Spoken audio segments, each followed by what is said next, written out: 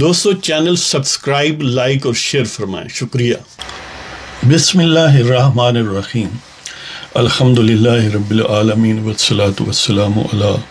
خاتم النبیین اما بعد۔ پاک ویوز محمد منشا، السلام علیکم، کیسے ہیں جی؟ آج بات کرتے ہیں جو امریکہ میں صورتحال ڈیولپ ہوئی بائیڈن کے الیکشن کے سلسلے میں، اس کی کنفرمیشن یا سرٹیفیکیشن کے سلسلے میں،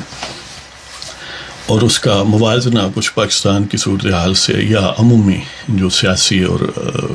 جرنیلی صورتحال ہے اس کے متعلق کرتے ہیں۔ جب سے ٹرمپ فینامینا ظہور پذیر ہوا ہے امریکہ میں، تو گویا جو وائٹ شاوینزم ہے، ریشزم ہے، اس کو بڑھاوا ملا ہے۔ یعنی کسی بھی ملک میں، سوسائٹی میں تعصبات ہمیشہ ہوتے ہیں، لیکن جو مدبر لوگ ہیں وہ ان کو مہمیز نہیں کرتے، ان کو بھڑکاتے نہیں ہیں، بلکہ ایسا رویہ اپناتے ہیں جو خاص طور پر معاشرے کے عام لوگ ہیں، جو کامیاب قوم ہے، وہاں پر ایسا رویہ اپنایا جاتا ہے کہ وہ اختلافات جو ہیں وہ اگرچہ دبی ہوئی چنگاری ہیں، وہ کچھ شعلہ نہ بن جائیں۔ لیکن جدید دور میں، یعنی یہ جو بالکل سمجھ لیں کہ پچھلا 1-2 دہائیاں ہیں، اس میں ایک بڑا شارٹ کٹ مقبول ہونے کا طریقہ ہے دنیا کے مختلف ممالک میں، کہ ایک ان جنرل الٹرا نیشنلسٹ جذبات بھڑکائیں، اور اس کا لازمی نتیجہ یہ ہے کہ آپ نفرت کے جذبات باقی کمیونٹیز کے مقابلے میں پیدا کریں، اور باقی کمیونٹیز جن کے خلاف نفرت کے جذبات پیدا کرنا ہے، وہ عام طور پر مسلمان سب سے بہترین ہدف ہے۔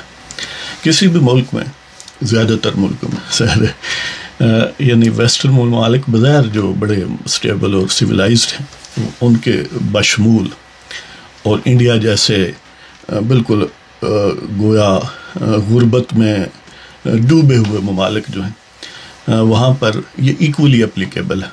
آپ دیکھ سکتے ہیں کہ بی جے پی کی ٹوٹل اٹھان مسلم کش جذبات اور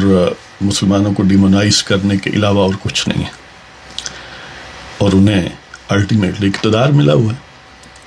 اور وہ کھل کھیل رہے ہیں۔ بس ایک ہی ٹول ہے، کوئی اور خدمت کا ٹول نہیں، یہی ہے کہ مسلمانوں کے خلاف فردہ سرائی کریں، اور بڑے بیس قسم کے، جو بڑے گھٹیا قسم کے جو سفلی جذبات ہیں، جو بیسٹیل لیول پر انسان کو گرا دیتے ہیں، یعنی اسفل سافلین بنا دیتے ہیں، ان کو ابھارنا۔ یہ فینامینا بارہا فرانس میں آزمایا گیا، یہ فینامینا ایون یو کے میں بھی لیسر کامیابی کے تک اپنانے کی کوشش کی گئی ہے۔ اس طرح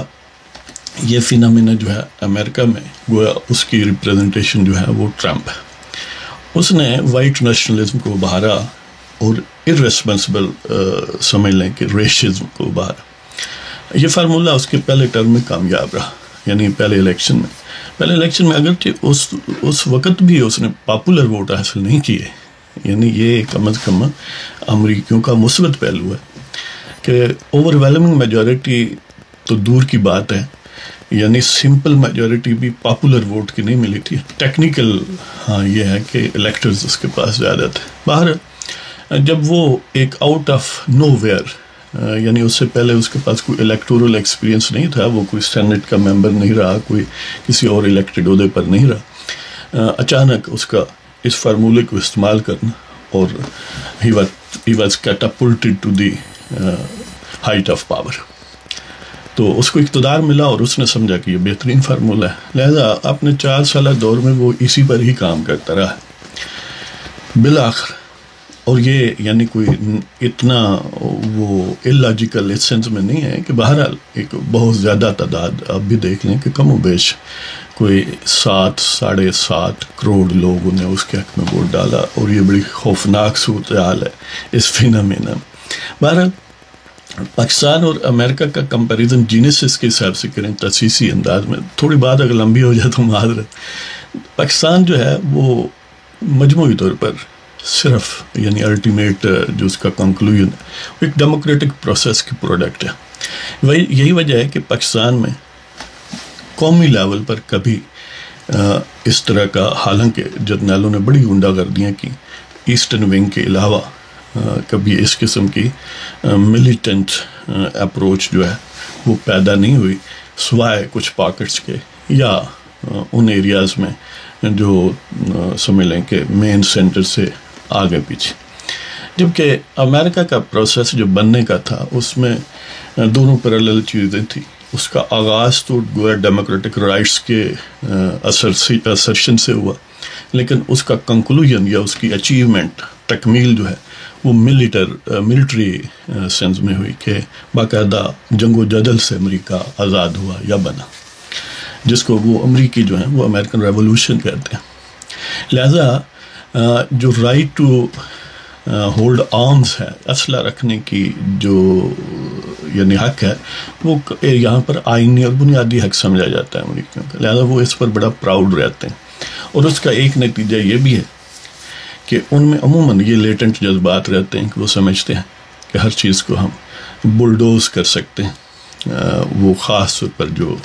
سمجھ لیں سفید فامیت ہے جی، اور ظاہر ہے اس کے کنسیکوینس کے طور پر جو باقی کمیونٹیز ان کا نشانہ بنتی رہی ہیں یا بن سکتی ہیں، ان میں بھی کاؤنٹر جذبات موجود ہیں. لہذا یہ اگرچہ پہلے دبے ہوئے تھے، ٹرمپ صاحب نے اس کو بہت ابھارا ہے، اور ظاہر ہے 4 سال کا کی پریزیڈنسی اسی ٹیکنیک سے حاصل کی ہے. اب ان کے توقعات اور کیلکولیشنز کے بالکل برعکس اس الیکشن میں ظاہر ہے، اور ان کی ناکامی کا اسباب بھی دراصل ان کی یہ اسرشن تھی، یہ الٹرا نیشنلزم تھا، اس لیے کہ جو لیسر گروپس تھے جو اس کا شکار بنتے تھے وہ بہت زیادہ ایکٹیو ہو گئے. لہذا وہ یعنی وائٹ لوگ بھی اور ان کی ایک سمجھ لیں کہ بہت بڑی تعداد ہے جو اس بیہیویئر کو ناپسند کرتی ہے، وہ ایکسٹرا آرڈینری ایکٹیو ہوئے. اس ٹائم امیگرینٹس کمیونٹیز، خاص طور پر لیٹینوز یا جو ساؤتھ امریکن بیسڈ اس ڈیسنٹ کے لوگ ہیں، وہ اس طرح جو بلیک امریکنس ہیں، یعنی جو ان کے وکٹم بن سکتے تھے، وہ 4 سال میں اتنے الرٹ ہو گئے کہ انہوں نے بڑا کام کیا. بالآخر وہ ہار گئے، یعنی ٹرمپ اور ٹرمپین جو ہے وہ ہار گئے، ٹرمپ کے سپورٹرز ہار گئے، ٹرمپ ہار گئے. لیکن انہیں یہ حقیقت ہضم نہیں ہوئی. اس نے یعنی رئیس عزت کا بھی جنازہ اپنا بھی نکالا، اور ایک طرح سے امریکہ کی ریپوٹیشن اور اسٹیبلٹی اور لانگ ٹرم جو امیج ہے اس کو بھی نقصان پہنچایا. یہ ہاف ہارٹڈ گویا جو کچھ واشنگٹن میں ہوا، یہ ایک طرح کی بغاوت ہے. اور جو بائیڈن نے، جو ظاہر ہے نیا امریکی صدر ہوں گے، انہوں نے تو اس کو کلیئر کٹ کہا ہے کہ یہ دہشت گردی ہے، یہ ٹیرورزم ہے، یہ کوئی پیٹریوٹزم نہیں ہے. جبکہ ٹرمپ کے سپورٹرز، ٹرمپ اور ٹرمپ کی بیٹی اور اس کے جو لواحقین ہیں سیاسی اور خاندانی، وہ ان کو پیٹریاٹس کہہ رہے ہیں. اور یہ ممکن بھی اسی وجہ سے ہوا کہ جو کرنے والے تھے وہ کم و بیش 100% گورے تھے. یہی اگر بیہیویئر بلیک لائفز میٹرز یا اس طرح کے جو باقی گروہ ہیں جن میں باقی کنٹینٹ بھی ہے، اگرچہ ان میں بھی گورے ظاہر موجود ہیں، تو ظاہر ہے حکومتی رسپانس یا مختلف ایجنسیوں کا لا انفورسمنٹ کا رسپانس انتہائی سخت ہو سکتا تھا. لیکن اس میں امیجن کریں کہ دنیا کے سب سے طاقتور ملک کی پارلیمنٹ یعنی کانگریس یا کیپٹل ہل، وہاں کی بلڈنگ کو باقاعدہ وینڈلائز کیا گیا، اس میں داخل زبردستی ہو گئے، شیشے توڑے، باقی ظاہر ہے کرسیاں، فرنیچر، یہ وہ ہاؤس کی اسپیکر کے دفتر میں، یعنی گویا جو کچھ وہ کرنا چاہتے تھے انہوں نے کیا. توڑ پھوڑ کی، چیزیں چرائیں، سب کچھ کیا، نعرے بازی کی. لیکن صرف اس پوری اسکرمش میں 4 بندے جو گویا فسادی تھے یا احتجاج کرنے والے تھے یا جو بائیڈن کی زبان میں وہ دہشت گرد تھے، وہ مارے گئے. اس سارے پروسیس میں ایک پولیس والا جو ہے وہ بھی مارا گیا، اگرچہ 50-60 زخمی ہوئے. تو اس کے یہ ایک طرح سے کمپیریزن کریں پاکستان کے ساتھ کہ وہاں کے گنڈا جرنیلوں نے انسائٹ کیا پچھلی حکومت کے دور میں اور اس سے بھی پچھلی حکومت کے دور میں اپنے بغل بچوں کو، یعنی خان صاحب کو اور کینیڈین جو شیخ صاحب ان کو، اور باقاعدہ پچھلے یعنی نواز شریف کے دور میں تو وہ پارلیمنٹ تک بھی پہنچے اور یعنی جو کچھ انہوں نے چاہا وہ کیا، لیکن کیونکہ وہ سپونٹینیس عوامی جذبات بہرحال نہیں تھے، وہ گنڈا جرنیلوں کی انسائٹمنٹ تھی، اپنے مقصد کے لیے ان کو یوز کرنا تھا۔ اس کے برعکس یہاں پر اگرچہ جو لا انفورسمنٹ والے ہیں ان کا بیہیویئر گویا لیس افیکٹو تھا، اور اس کی آبویس وجوہات ہیں کہ کیونکہ گوروں کا مجمع تھا، لیکن جو ایجنسیاں ہیں یا محکمے ہیں انکلوڈنگ جو فوج کے مختلف ڈیفنس کے ادارے ہیں، ان کی طرف سے کسی قسم کی یعنی انسائٹمنٹ انوالو نہیں تھی۔ یہ صرف ٹرمپ اور اس کی پارٹی کے وہ بھی سارے نہیں، اس کا ایک حصہ تھا جنہوں نے یہ کام کیا، یعنی وہ وہاں پاکستان میں جنرلز انسپائرڈ یا جنرلز کریٹڈ مہم تھا، یہاں پر ٹرمپ یا ایک الٹرا نیشنلسٹ ایلیمنٹس جو تھے وہ ان کا جنریٹڈ یہ پروسیس تھا۔ وہاں پر آخر دم تک جرنیل جو ہیں وہ تھپکی دیتے رہے اور حکومت کو فورس کرتے رہے کہ وہ ان کے خلاف کوئی افیکٹو کام نہ کریں۔ یہاں پر گویا حکومت میں بظاہر یعنی حکومت ان کے پیچھے تھی، لیکن پھر بھی وہ کامیاب نہیں ہوئے، اگرچہ افیکٹو ریسپانس نہیں تھا۔ اس کا سبب یہی ہے کہ ٹریڈیشنلی امریکہ میں یعنی بڑی حد تک ادارے مضبوط ہیں۔ آپ دیکھ لیں کہ 1776 سے آج تک کم و بیش 2.5 صدیاں ہو گئی ہیں، بے شمار جنگیں لڑی گئی ہیں، امریکی زمین پر بھی لڑی گئی ہیں، یعنی تب جب امریکہ بنا تھا تو 13 کالونیاں، یہ جو ایسٹ کوسٹ ہے یہ تھوڑا سا علاقہ تھا جن کو آج سٹیٹس کہا جاتا ہے، اور آج 50 اور یہاں تک کہ براعظم امریکہ سے ہٹ کے بھی امریکہ ہے، جیسے ہوائی ہے یا یہ وہ۔ تو کہنے کا مطلب یہ ہے کہ اتنے دوران بھی بے شمار جنگیں لڑنے کے باوجود یہاں کا آئین جو ہے وہ اپ ہولڈ رہا، اور اس کو اوپر رکھنے میں سب سے بڑا کردار یہاں کی گویا مسلح افواج یا ڈیفنس کے اداروں کا۔ انہوں نے کوئی بھی ایکسکیوز بنا کے، اب پاکستان میں تو ایسی صورتحال پیدا ہو تو لوگ کہتے ہیں وہ لگتا ہے مارشل لا لگ جائے گا جی، لیکن یہاں اس قسم کا کوئی خطرہ موجود نہیں ہے، نہ ہی کسی نے اظہار کیا، بلکہ برعکس اس کے وہ اداروں کے تحفظ کے لیے موجود ہیں۔ کسی ایک جنرل نے بھی اس چیز کو انسائٹ نہیں کیا، اگر کوئی کرتا تو اس کے باوجود کہ خود گویا اس وقت کا سٹنگ پریزیڈنٹ یہ انسائٹ کر رہا ہے مختلف میتھڈ سے، لیکن وہ جرنل مثلا بلیک لائیوز میٹر کے وہ جو پروٹیسٹ ہے اس وقت بھی انہوں نے افسوس کا اظہار کیا کہ ہمیں اس کے ساتھ نظر نہیں آنا چاہیے تھا۔ کہنے کا مطلب یہ ہے کہ یہاں ادارے مضبوط ہیں، یہاں جنگیں بھی ہوئیں، سول وارز بھی ہوئیں،